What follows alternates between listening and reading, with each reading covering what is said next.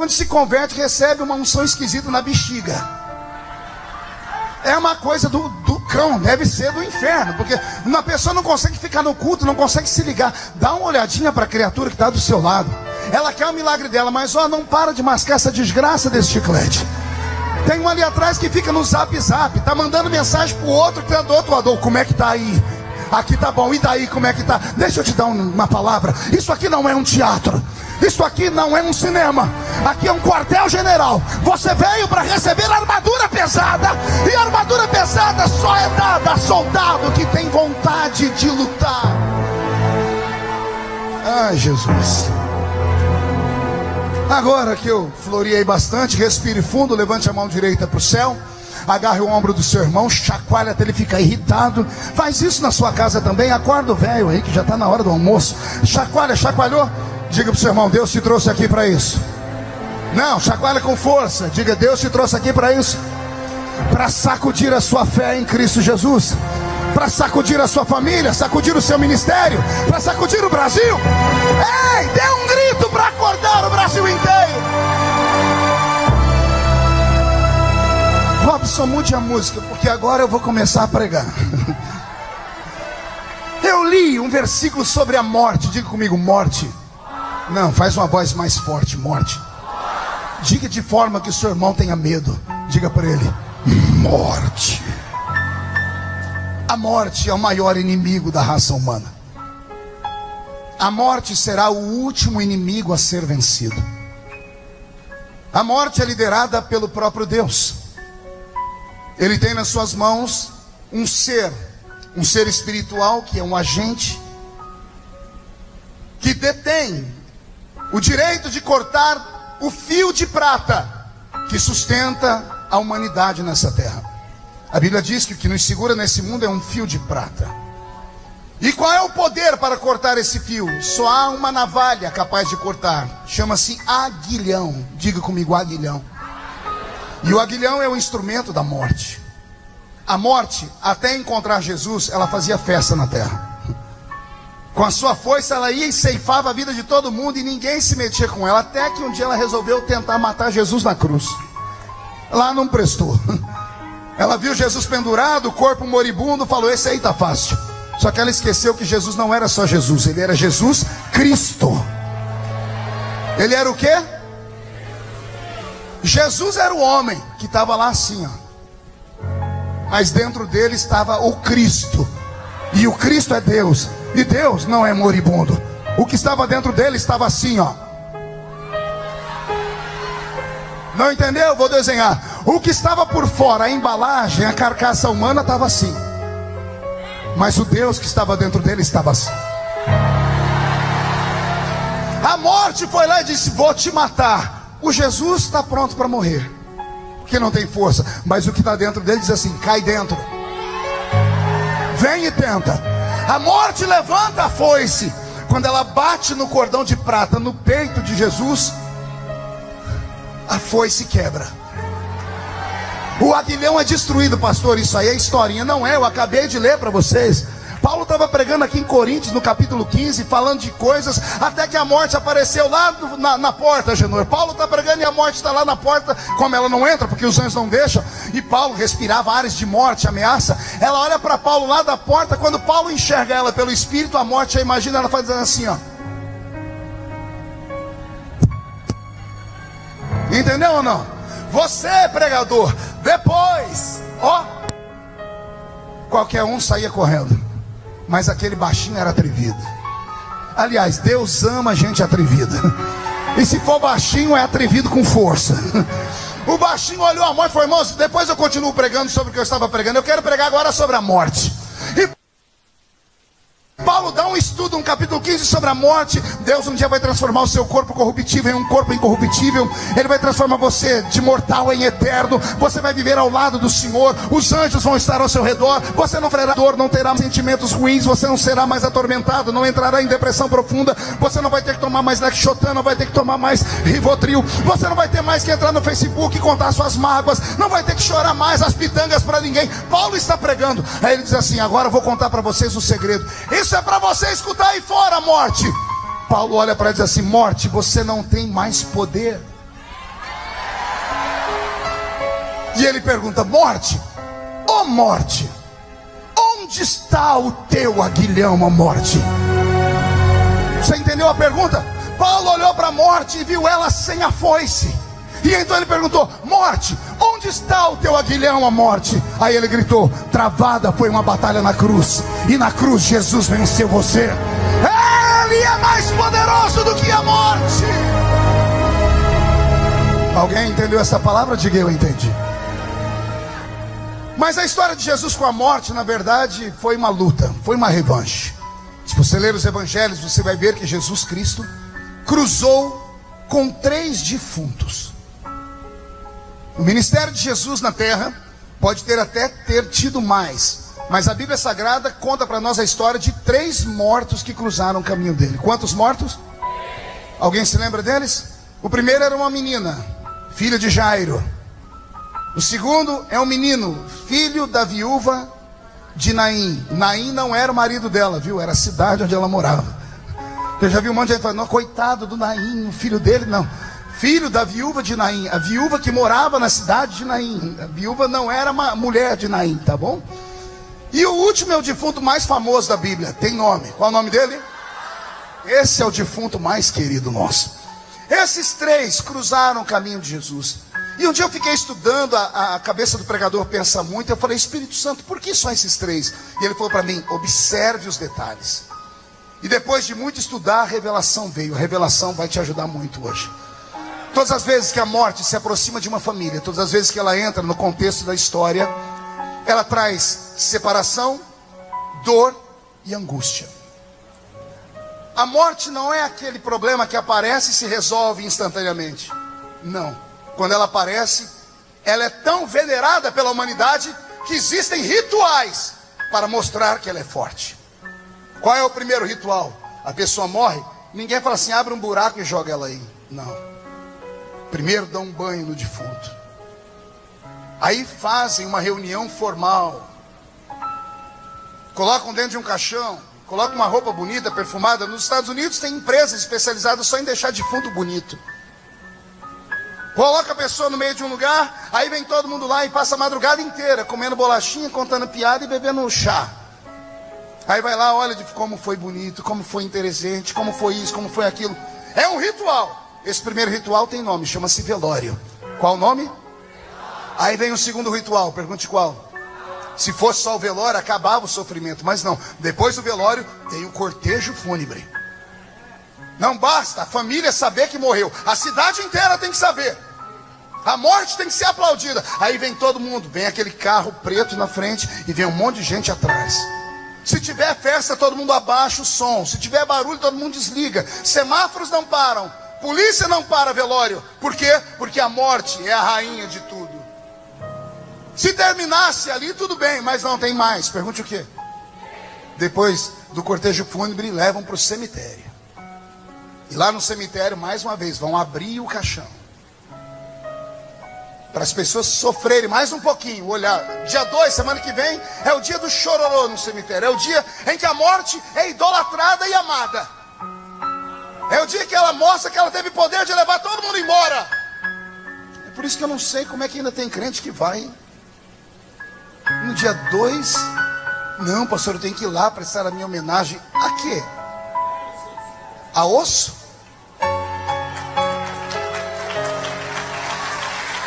Não, pastor, eu presto uma homenagem. Ah, uma homenagem? Preste uma homenagem no seu coração. Muitos dos que vão lá depois da morte, quando a pessoa era viva, não fez nada por ela. Abandonou o pai e a mãe lá no asilo.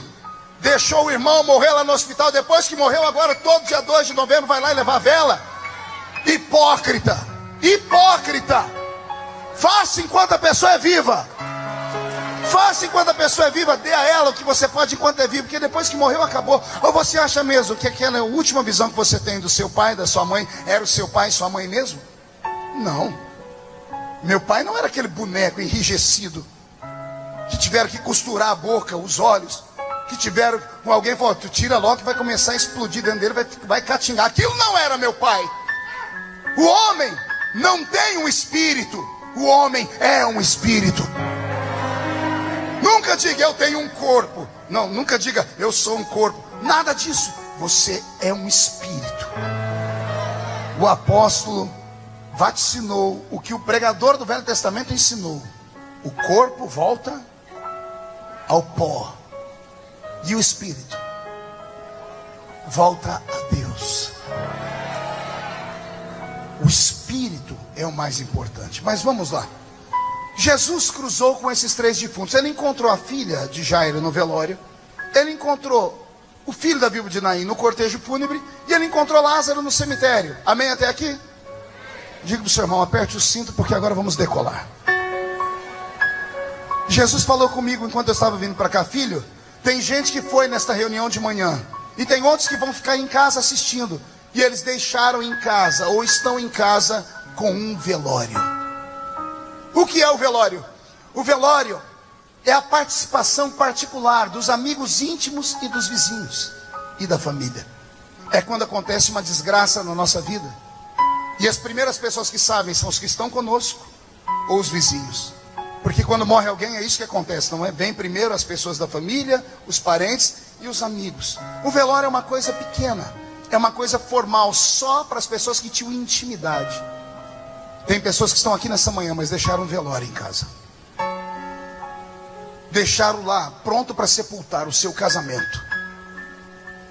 Há um velório na sua casa porque o seu filho não dormiu lá essa noite, ele passou a noite na Cracolândia. Há um velório lá porque essa semana você foi despedido, e você ainda nem contou para sua família porque não sabe como vai dizer. O velório é símbolo da tristeza. É quando um inimigo, um demônio se aproxima da sua casa para tomar, para dividir e para separar. Por enquanto, só você e sua casa sabem. O velório, nesse quesito da minha pregação, é um escândalo. É uma desgraça que só a sua família sabe. E oxalá que ficasse só ali dentro. Jesus me mandou te dar um recado. Ele vai visitar o velório hoje. E o problema no velório é que quando Jesus chegar vai ter gente que vai falar assim: não atormente ele, porque já está morto. Você ignora eles, você vai ver o que Jesus vai fazer no velório. Jesus entrou no velório, ele mandou todo mundo sair da casa. Sai todo mundo daqui, pega a bolachinha, o chá e vai para fora. Os discípulos falaram: para sair todo mundo daqui. Jesus disse assim: vocês também saiam daqui. Nós somos seus discípulos, mas nem todos que estão comigo estão prontos para ver o que eu tenho aqui. Só vai ficar comigo aqui Pedro, Tiago e João, porque os 3 são acostumados a ver o alto da montanha. Os outros 9 ficam lá fora. Eu vou entrar aqui para orar por essa menina. Jesus entra, Pedro, Tiago e João diz: eu quero os interessados, a mãe e o pai, venham cá, vocês 2, porque vocês é que sofreram com a morte dela. E o meu Jesus estende a mão sobre a menina,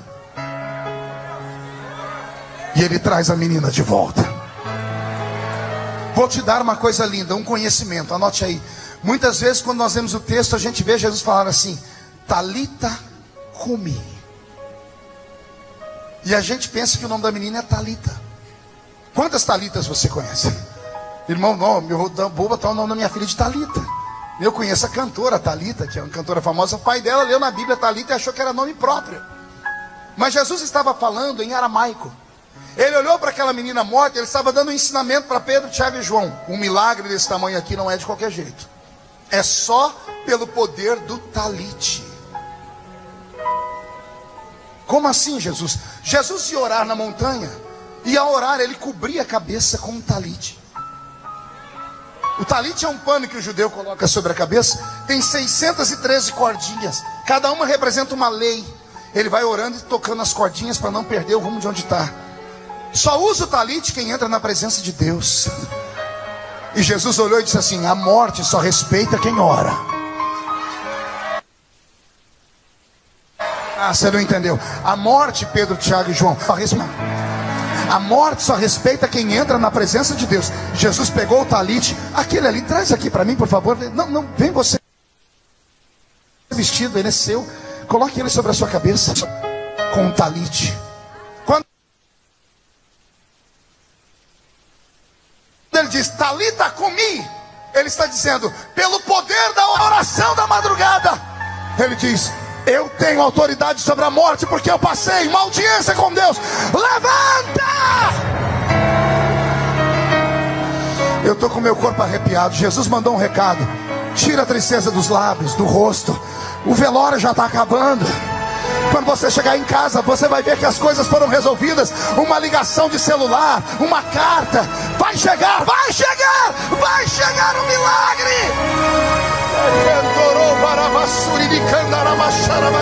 E você que está em casa, comece a crer, comece a dar glórias a Deus, porque esse poder está entrando dentro da sua casa. Esse arrepio que está no seu corpo não é a minha voz rouca, é o poder da oração. O velório acaba hoje, o velório acaba hoje.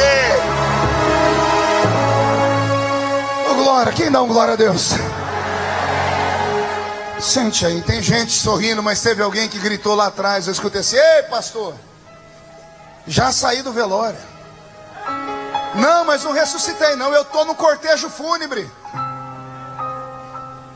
E o que é o cortejo fúnebre?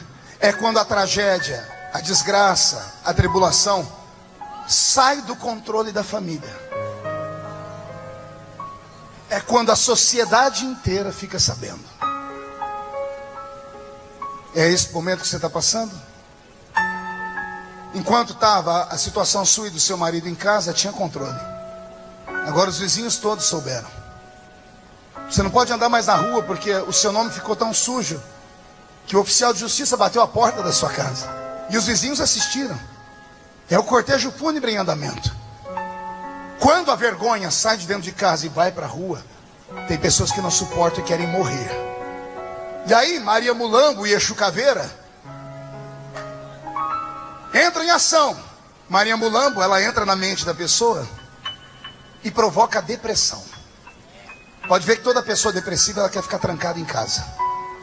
Ela se tranca no quarto, ela perde a vontade de tomar banho, de comer. É um demônio, é Maria Mulambo. Daí vem a palavra mulambo, escambo, coisas ruins. Ela vai lá no ouvido e diz assim: a vergonha está grande, se mata. Mas antes de se matar, deixa eu te destruir primeiro. Você é feia, você não presta. Ele te deixou porque você é gorda. Ela te deixou porque você é fraco, não tem virilidade. Seu filho te abandonou porque você não tem impulso. Aí a pessoa se tranca dentro do quarto, e quando ela não tem mais força nenhuma, entra Exu Caveira. E ele vai: se mata, amigo. Acaba com a sua vida. Porque está todo mundo sabendo, você não pode andar mais na rua. O escândalo aconteceu. O senhor era pastor, está sentado aqui no meio dessa multidão.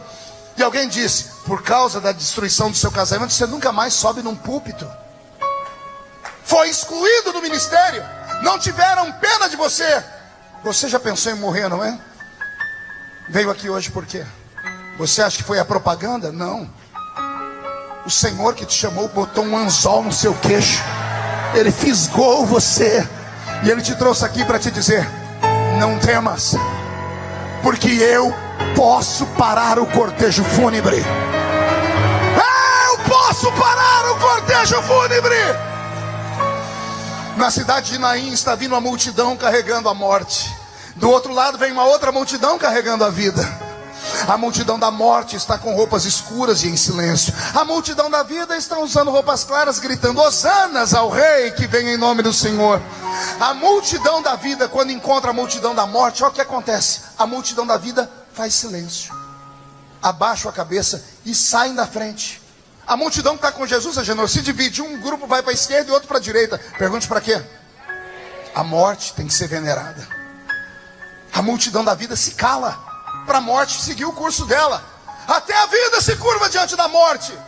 Era para ser tudo assim. O povo está indo para cá, pararam de cantar. O povo está indo para cá, pararam de cantar. Quando eles olham, tomam um susto. Pergunte por quê?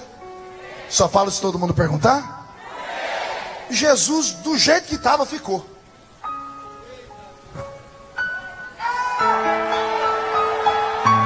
Lá vem o caixão. E ele parou.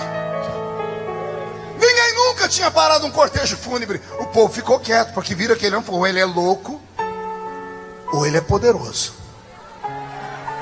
O cortejo parou. A única vez na história do mundo que um cortejo fúnebre parou foi quando Jesus se meteu na frente dele. Jesus foi até o caixão, deu uma olhadinha no caixão, mas ignorou. Ele olhou, foi para a mulher que estava do lado do caixão. Olha que coisa bela. Jesus não se preocupou com o casamento, ele se preocupou com a pessoa que está viva. Jesus não se preocupou com o nome que está sujo, ele se preocupou com a pessoa que está viva. Todo mundo estava preocupado com o defunto. Jesus olhou para o defunto, mas falou, já está morto. Ele olhou, foi para a mulher. Ele olhou para ela e disse assim, mulher, não chores. Eu já sepultei um filho. Deixa eu dar um conselho para você que algum dia for num velório de alguém que perdeu um filho ou uma filha. Não fala nada. Não tenta dar explicação. Não tenta dizer, Deus sabe. Ninguém quer ouvir isso. Se você for visitar o seu amigo, dá um abraço nele, um abraço nela, e só diz, se precisar de alguma coisa eu estou aqui. Não tenta explicar. Não vem dizer, Deus deu, Deus deu. Não fale isso, porque não ajuda em nada. Jesus olhou para aquela mulher e disse, não chores. Todo mundo deve estar dizendo assim, meu Deus, que homem insensível. A mulher está enterrando um filho. Não fale o que Jesus falou, a não ser que você possa fazer o que ele fez. Não entendeu? Vou falar de novo. Só mande uma pessoa parar de chorar se você tiver a solução para ela. Jesus falou, não chores, porque ele tinha poder para isso. Ele falou, não chores, Agenor, e levantou aquela mão. Ô mão. Toda vez que ele levantou aquela mão, alguma coisa aconteceu. Quando aquela mão entrou no palácio do rei Beltesazar, cravou o dedo na parede e escreveu, Mene, mene, tekel, facim, pesado foste na balança, achado em falta, foi dividido o seu reino entre os medos e persas. O profeta disse, quando ele estende a mão para abençoar, quem faz a mão dele voltar atrás? Ele levantou a mão dele, e todo mundo achou que ele ia limpar a lágrima dos olhos da mulher, mas ele não foi para a lágrima dela. Ele levantou a mão, continuou olhando para ela, dizendo, não chores. E ele foi e tocou o quê? O esquife. O que diz a Bíblia? Jesus tocou o... Não ouvi. Tocou o que é o esquife? Caixão. Eu venho em nome de Jesus nessa tarde dizer que o escritor errou. O tradutor errou. Jesus não tocou o esquife. Porque madeira não precisa de toque de Deus. Madeira não precisa de ressurreição. A madeira não estava morta. Quem estava morto era o defunto. Pastor, e por que disseram que ele tocou o esquife? Porque Jesus era nazireu. E nazireu não podia tocar em coisa morta. Como não pode tocar em coisa morta, quiseram deixar a imagem de Jesus limpa. Esqueceram que ele tocou e deu vida. Jesus não tocou o caixão, ele tocou o peito do defunto. Se eu conheço Jesus, atrevido como era, ele enfiou a mão, foi no peito. Quando ele botou a mão no peito, os sacerdotes estavam ali e gritou, imundo! Quando ele botou a mão no peito do rapaz, ele só deu uma palavra. Levanta.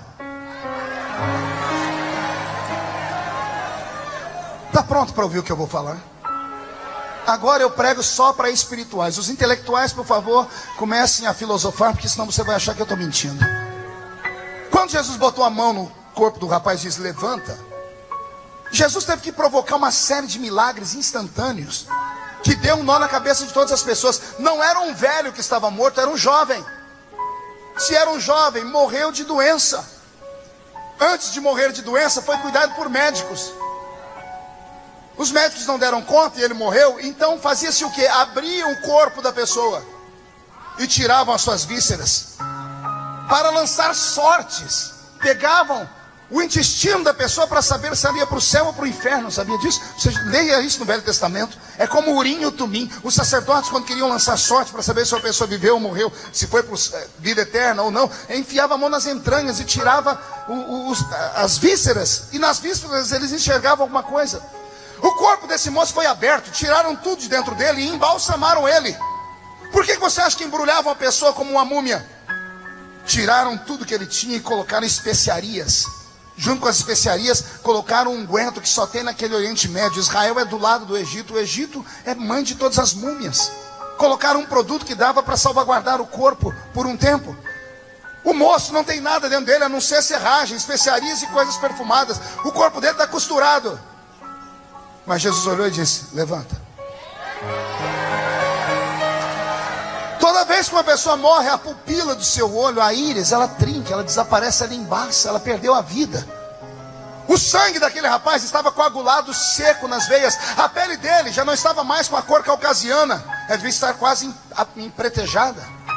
Porque a cor passa por isso, de caucasiano ela vai ficando amarelada, de amarelada vai ficando bege, de bege vai ficando azul, de azul ela fica preta e necrosa.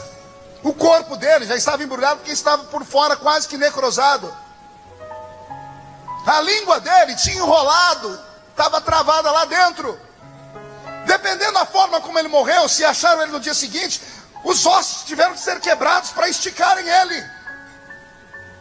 E Jesus olhou para um homem que está com a língua enrolada, pupila destruída, sangue coagulado, sem nenhum órgão dentro, ossos possivelmente quebrados. Ele não pergunta nada, ele só diz assim: levanta.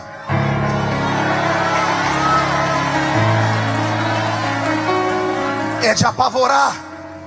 Era Deus falando. A morte teve que se virar. As células do corpo de Jesus receberam uma informação. O DNA ouviu a voz do Criador. O DNA teve que transformar as especiarias em fígado, pulmão, baço, intestino grosso, intestino fino, coração, bílis. Os órgãos foram reconstruídos. A pele que estava rachada e cortada foi se fechando. As veias que estavam murchas e cheias de pó, porque o sangue virou pó, começam a receber um sopro de calor e o pó vai ficando líquido. As veias vão inchando, o sangue começa a correr pelo corpo. A pupila dos olhos destrava e volta a ter vida. A língua desenrola. A pele que estava necrosada vai voltando a cor. Agora não é mais negra, vai ficando azul, vai ficando bege, vai ficando amarela, vai ficando da cor normal. E quando o rapaz ressuscita, ele senta no caixão. Ah, não, você não entendeu. Deixa eu te... Estou com o corpo arrepiado. Jesus vai começar a batizar com o Espírito Santo. Recebe o batismo com o Espírito Santo agora. Ele está me dizendo que o vento está soprando aqui no vale. Ossos secos ressuscitem.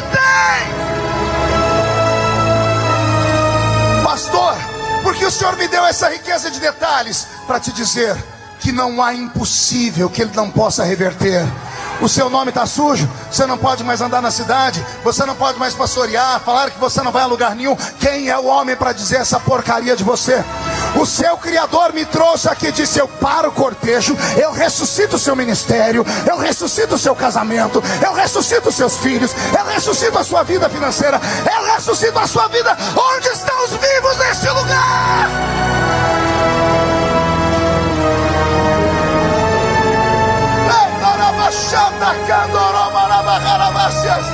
Eu estou ouvindo barulho de espadas aqui em cima. Anjos e demônios estão brigando por causa de você. Tira essa tristeza do rosto. Começa a ter fé.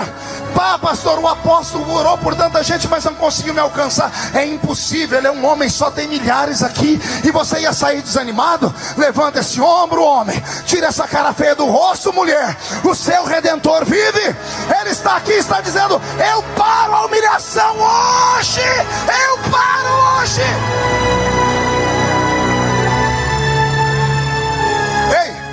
Ei, eu estou pregando o que eu vivo.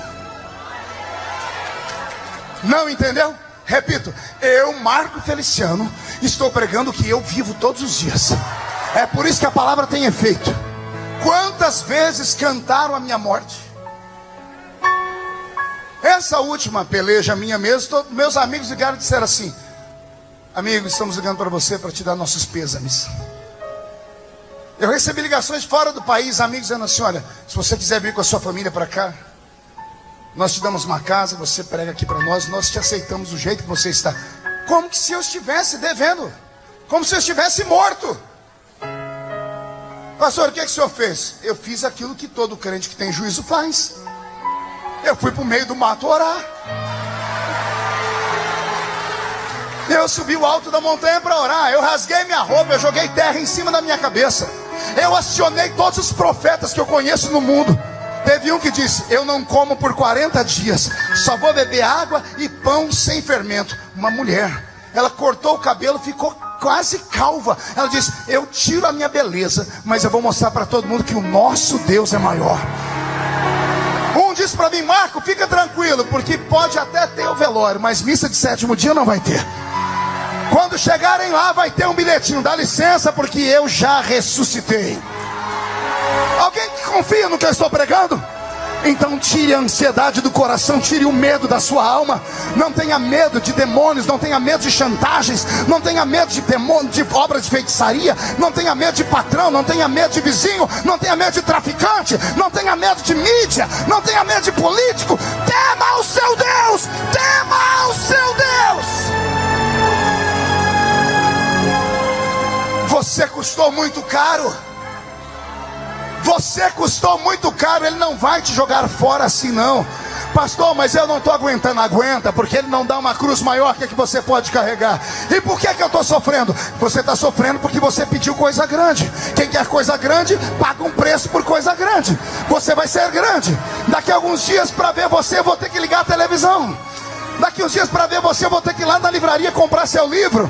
Vou ter que comprar o seu CD e assistir um show seu. Daqui uns dias eu vou bater na porta da sua empresa. Você está quebrado hoje, né? Eu vou lá, me ajuda na minha caminhada para fazer cruzadas, porque você ficou milionário depois daquele culto. O que é isso, pastor? É a ressurreição chegando. É a ressurreição chegando.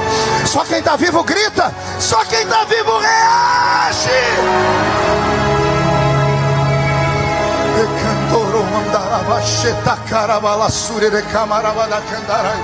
Oh, aleluia. Jesus acaba com o velório, que é o escândalo familiar, e Ele acaba com o cortejo fúnebre, que é o escândalo que tomou proporções nacionais. Acabou, pastor? Não, agora vem a parte mais bonita, que eu preciso que você sente. Vou encerrar aqui. Para dar o argumento que eu vou pregar, eu preciso fazer uma pergunta aqui. Jesus Cristo mente? Eu vou perguntar de novo. Jesus Cristo mente? Você tem certeza? Você morreria por essa afirmação? Então me explique o que aconteceu com a história de Lázaro. Jesus está pregando. Chegou um rapaz. Marta e Maria mandou eu vir aqui para o Senhor e visitar Lázaro, que ele está doente. Jesus olhou para ele e disse assim: volta e diz para Marta e Maria que Lázaro não vai morrer. Ei, você está num culto, Jesus aparece para você e diz assim: pode ir para casa tranquilo, a pessoa não vai morrer. Quem confia? O rapaz veio correndo, esbaforido, cansado. Quando ouviu Jesus, voltou tomando Coca-Cola. Chegou em casa, Marta e Maria, aí, fica tranquilo, Jesus disse que Lázaro não vai morrer. Eu imagino Marta e Maria dizendo assim: eu não falei para você, não precisa nem dar mais remédio para Lázaro. Dormir aquela noite. No dia seguinte, Maria vai lá levar o café da manhã. Lázaro está enrijecido, azulado. Marta entra e diz: o que aconteceu? Lázaro morreu. Mas Jesus disse que ele não ia morrer. Jesus não disse: se morreu, ressuscito. Ele disse: Lázaro não vai morrer. Mas Lázaro morreu. Quero ver quem sustenta o que falou agora de novo. Jesus mente ou não?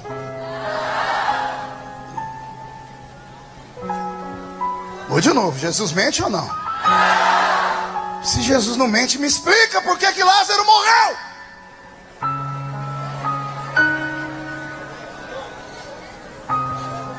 Eu tenho a explicação. Pronto para voar? 4 dias depois, Jesus bate a porta da casa. Quando abre a porta, Marta e Maria olham para ele e se desabam: se tu estivesses aqui, nosso irmão não teria morrido. Vendo a angústia delas, a Bíblia diz que Jesus chorou. Ele não chorou pela morte de Lázaro. Ele chorou porque ele viu a dor delas. Olha que Jesus pergunta para elas: cadê Lázaro? Eu não falei para o senhor que ele morreu? Onde vocês colocaram Lázaro? Ali no cemitério. Me leve lá.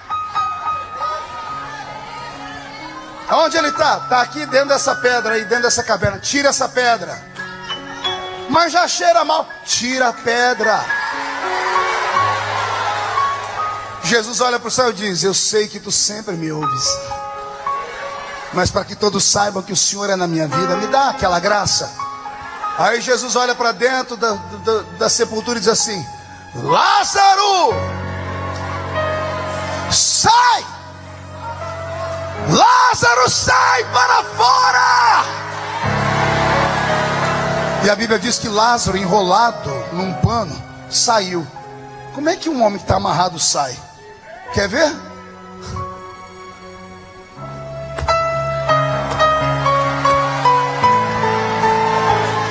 Lázaro saiu todo amarrado.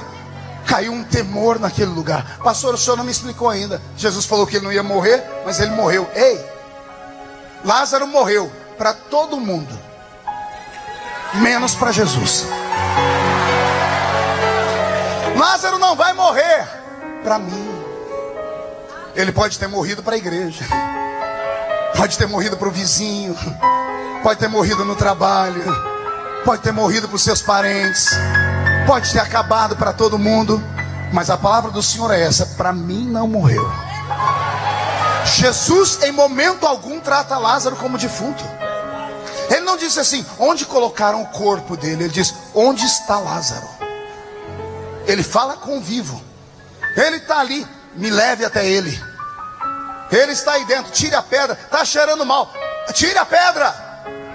E Jesus conversa com o vivo, porque só vivo escuta. Morto escuta? E Jesus gritou. Se ele estivesse falando com o morto, ele ia lá e catava o morto. Ele ia falar assim: levanta agora, pegava pela mão. Ele ia tocar no peito do defunto. Para todo mundo dentro daquela cova tinha um defunto, Agenor. Para Jesus tinha um vivo. Você entendeu o que Deus está falando com você? Para todo mundo você pode estar morto, mas para Ele você está vivo. Está chegando a hora dele tirar você de dentro dessa tumba. A glória da segunda casa será maior que a da primeira. Fique de pé. Pegue na mão de quem está do seu lado, que eu vou contar um segredo agora. Eu quero que você dê um choque no seu irmão. O filho da viúva de Naim, Jesus chamou ele pelo nome? Não. A filha de Jairo, ele chamou pelo nome? Não, porque Talita não é nome próprio. Lázaro, ele chamou pelo nome.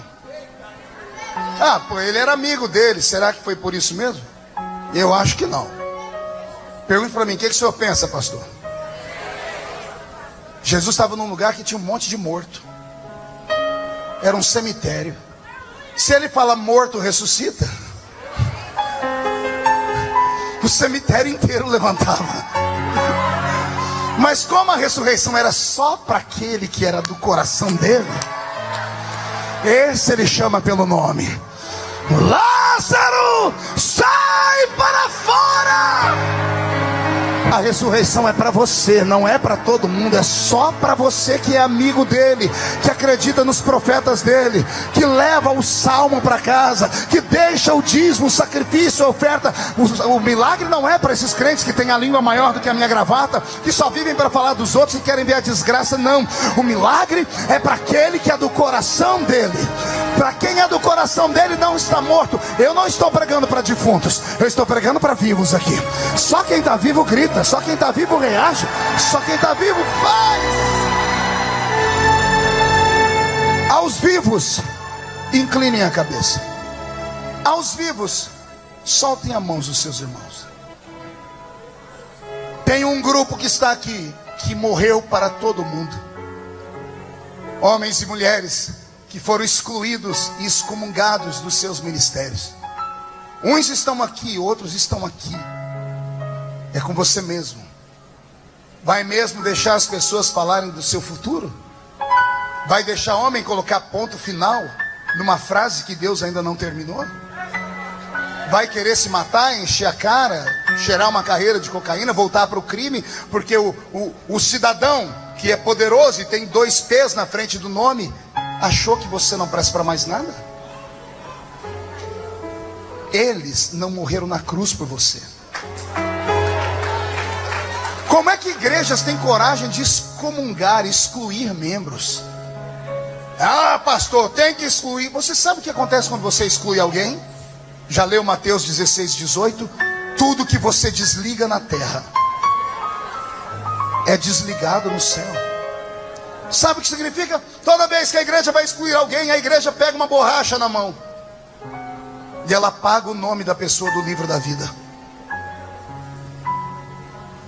Você está aqui nessa manhã, afastado, desviado, já foi pastor, já foi missionária, a vergonha veio, você saiu do velório, entrou no cortejo fúnebre, está dentro do cemitério, veio aqui hoje dizendo: se tu me amas, fala comigo. Ele te ama. A prova é que eu estou aqui pregando para você, e eu queria ver a sua ressurreição. Eu não sou Jesus. A igreja vai fechar os olhos, mas eu queria chamar você lá.